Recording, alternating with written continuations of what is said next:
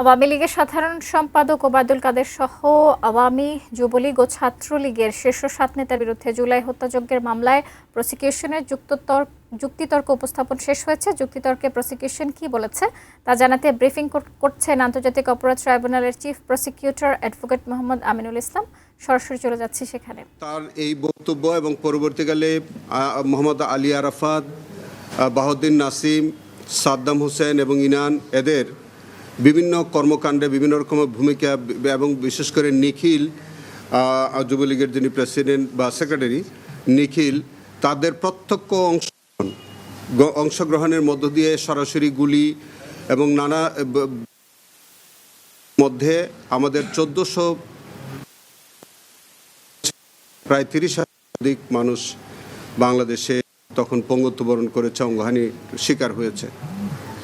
এই ঘটনায় প্রসিকিউশনের পক্ষ থেকে আমরা সর্বমোট 29 জন সাক্ষীর সাক্ষ্য দিয়েছি। বিশেষ করে আমাদের একজন সমন্বয়ক মাহিন সরকার, তিনি এই ঘটনার 5 জুন থেকে 5 আগস্ট পর্যন্ত সমস্ত ঘটনা বর্ণনা করে তিনি একজন প্রত্যক্ষদর্শী দিয়েছেন। আমাদের মরহুম উসমান হাদি, তিনি প্রত্যক্ষদর্শী সাক্ষী ছিলেন। তার একটা বক্তব্য ছিল যে তিনি নিহত হওয়ার পর তার এই বক্তব্য তিনি বিজ্ঞ আদালতে এসে দিতে পারেননি, তবে তার বক্তব্যটা আমরা আদালতে সাক্ষ্য হিসেবে নিয়েছি।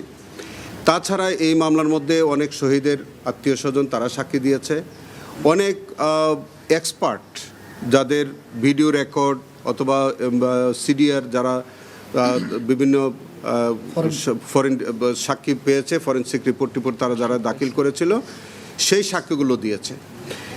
তো সব কিছু মিলিয়ে এইটাই আমরা প্রসিকিউশনের পক্ষ থেকে একটা ওয়েল প্রুফড কেস, আমরা সন্দেহাতীতভাবে এই কেসটি সাক্ষ্য প্রমাণ দিয়ে, তথ্য প্রমাণ দিয়ে আমরা প্রমাণ করতে পেরেছি। আপনারা একটা বিষয় জেনে থাকবেন যে এই আসামিদের যে নানান বক্তব্য, নানান কর্মকাণ্ডে সারা দেশে পুলিশ এবং ছাত্রলীগের যৌথ প্রযোজনায় যে হত্যাকাণ্ড সংঘটিত হয়েছে, সেখানে প্রায় 3,05,000 এর উপরে গুলি ব্যবহার করা হয়েছে, যেখানে শুধু 95,000-এর বেশি গুলি শুধু ঢাকা শহরে ব্যবহার করা হয়েছে। এবং আপনি দেখবেন যে এই হত্যাকাণ্ডের মধ্যে 62 mm রাইফেল, 7.62 যে গুলি, তারপরে SMG, LMG, পিস্তল, চায়না রাইফেল, সমস্ত লেথাল উইপন এই এখানে ব্যবহার করা হয়েছে।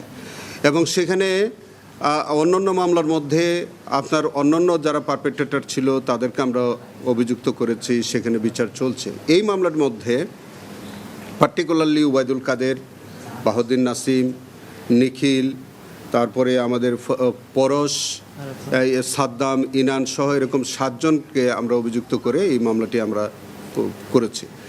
তো আমরা সন্দেহাতীতভাবে এই মামলাটি প্রমাণ করতে সক্ষম হয়েছি। আজকে আমরা যে বিষয়টি আদালতের কাছে বলেছি যে তাদের বিরুদ্ধে আমরা সর্বোচ্চ শাস্তি দাবি করেছি, পাশাপাশি আমরা তাদের সকল সম্পত্তি বাজেয়াপ্তির আদেশ চেয়েছি। আমরা সেটাও বলেছি, এর আগেও আপনারা জানেন যে 6টা জাজমেন্ট ইতিমধ্যে আমাদের এখান থেকে হয়েছে। 6টা জাজমেন্টের মধ্যেই যাদেরকে আসামিদেরকে শাস্তি দেওয়া হয়েছে তাদের সম্পত্তি বাজেয়াপ্তির আদেশ হয়েছে, অনেকে টাকা জরিমানা করা হয়েছে। কিন্তু সেই যে আদেশগুলো এখন পর্যন্ত জরিমানার যে বিষয়গুলো ছিল অথবা যে সম্পত্তি বাজেয়াপ্তির যে আদেশ ছিল সেগুলো আমরা এখন পর্যন্ত বাস্তবায়ন করতে পারিনি। না পারার কারণ হচ্ছে আমাদের যে রুলস অফ প্রসিডিউর আছে অথবা আমাদের আইন যেটা আছে, সেই আইনে কারো সম্পত্তি, আসামিদের সম্পত্তি বাজেয়াপ্তির বিধান আছে এবং জরিমানার বিধান আছে, ক্ষতিপূরণ দেওয়ার বিধান আছে। কিন্তু এই ক্ষতিপূরণটা আদায়ের যে প্রক্রিয়া অথবা যে সম্পত্তিটা বাজেয়াপ্তির যে প্রক্রিয়া, সেইটা আমাদের রুলস অফ প্রসিডিউরে নাই। সেই কারণে আজকে আমরা মাননীয় ট্রাইব্যুনালের কাছে আবেদন জানিয়েছি যে এই বিষয়ে আমাদের দেশে প্রচলিত আইনে পাবলিক ডিমান্ড রিকভারি অ্যাক্ট অথবা আমাদের CRPC 386 ধারায় এই জরিমানা আদায়ের অথবা সম্পত্তি বাজেয়াপ্তির একটা প্রক্রিয়া বা একটা বিধান আছে। যেহেতু আমাদের এটি ইন্টারন্যাশনাল ক্রাইমস ট্রাইব্যুনাল অ্যাক্ট 1973 আওতায় এই ট্রাইব্যুনাল পরিচালিত হয় এবং সেখানে যদি কোনো রায় বাস্তবায়ন করতে হয় সেই রায়টা বাস্তবায়ন করে হচ্ছে সরকার।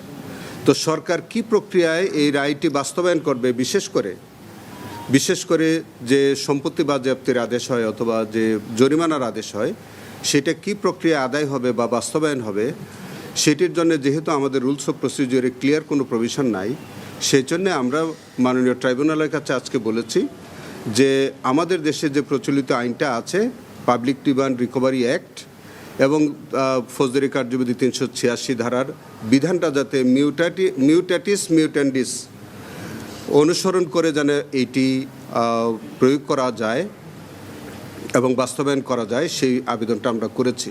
মাননীয়